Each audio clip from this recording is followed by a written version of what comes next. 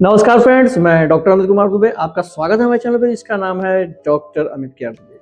आज बहुत ही ज़्यादा इंपॉर्टेंट टॉपिक बात करने वाले हैं कि ओरल कैंसर का नाम सुनते ही आपके पैर से ज़मीन खिसक जाती है। तो ओरल कैंसर को लेके कितना ज़्यादा सजग रहना चाहिए या घबराना चाहिए या डर जाना चाहिए? या डरना बिल्कुल भी नहीं है और इसको लेकर के अपने आप को कैसे आप सही रख सकते हैं।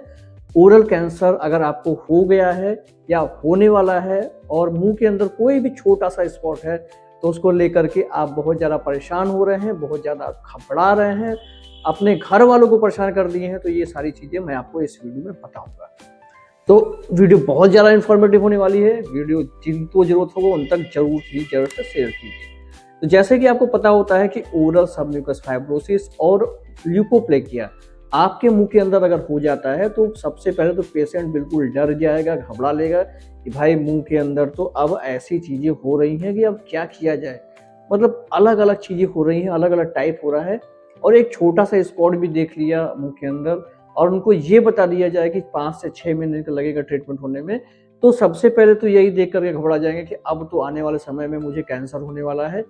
या तो बायोप्सी कराने के लिए अगर डॉक्टर उनको बोल देता है तो सबसे पहले यही घबरा गए कि बायोप्सी का मतलब लोगों के मन में, दिमाग में हमेशा यही रहता है कि बायोप्सी का मतलब होता है कि कैंसर तो फिक्स है। डॉक्टर के दिमाग में हो गया है कि आपको कैंसर हो गया है और उसके बाद अगर जब बायोप्सी बोल दिया तो जब तक बायोप्सी कराएंगे और बायोप्सी की रिपोर्ट जब तक नहीं आ जाती है तब तक उनके दिमाग में दुनिया भर की चीज़ें चलती रहेंगी। अपने मम्मी पापा के बारे में सोच लेंगे, अपने बच्चों के बारे में सोच लेंगे, अपने वाइफ के बारे में सोच लेंगे, उनके फ्यूचर के बारे में सोच लेंगे। इतनी ज़्यादा डरने और घबराने की बात आपको नहीं है, क्योंकि देखिए बायोप्सी कराना इसलिए डॉक्टर की ज़रूरत होती है कि अगर आपके मुंह के अंदर किसी भी प्रकार का दिक्कत है, किसी प्रकार की कोई प्रॉब्लम उनको समझ में आ रही है कि कुछ 50% चांसेस भी होते हैं, तब वो जाकर आपको बायोप्सी कराते हैं कि बायोप्सी कराने के बाद उनका क्लियर हो जाएगा, उनके मन के अंदर जो डाउट होगा वो भी क्लियर हो जाएगा।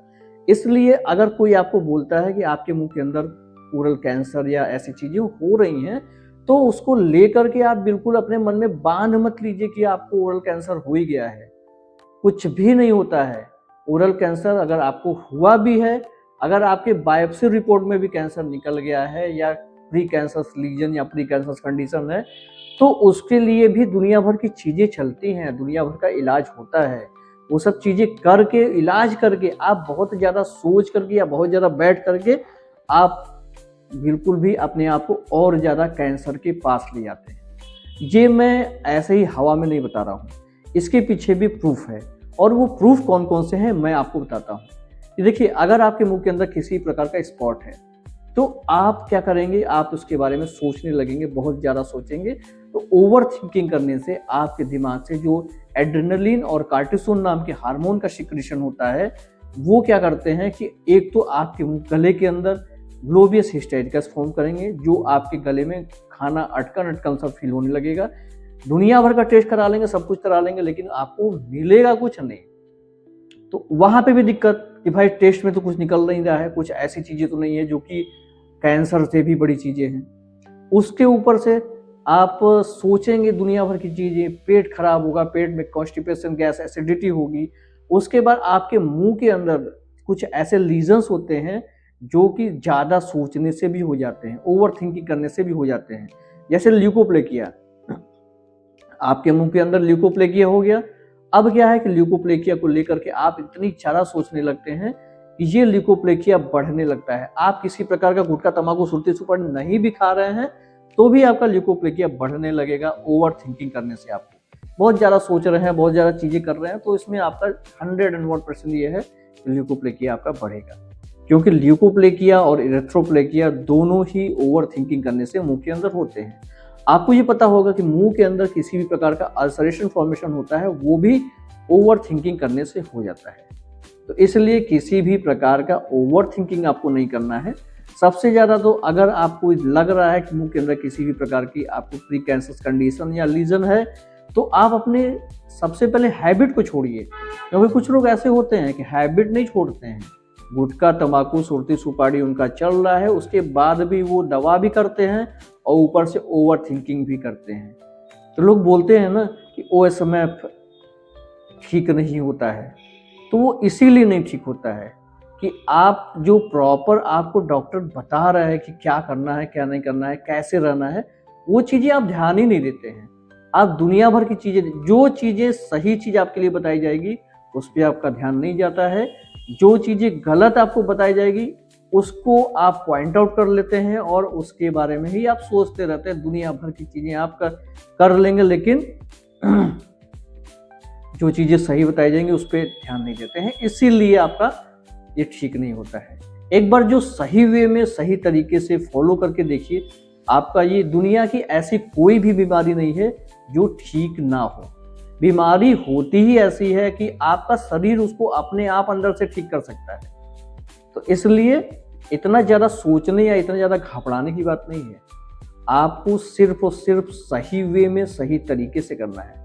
हरे पत्तेदार सब्जियां खाएंगे, खुश रहेंगे, एंजॉय करेंगे, तो आप जब खुश रहते हैं तो आपके बॉडी में डोपामाइन खुद ब खुद बनने लगेगा, और डोपामाइन खुद भी खुद बनने लगेगा तो आपको स्ट्रेस रिलीज होगा, और स्ट्रेस नहीं होगा तो आपके मुंह के अंदर जो इन्फेक्शन या चीज़ें थी वो अपने आप कम होने लगेंगी।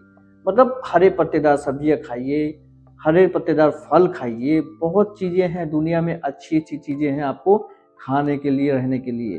फालतू की चीज़ें सोच करके, ये चीज़ें करके, ये सोचना बेकार है।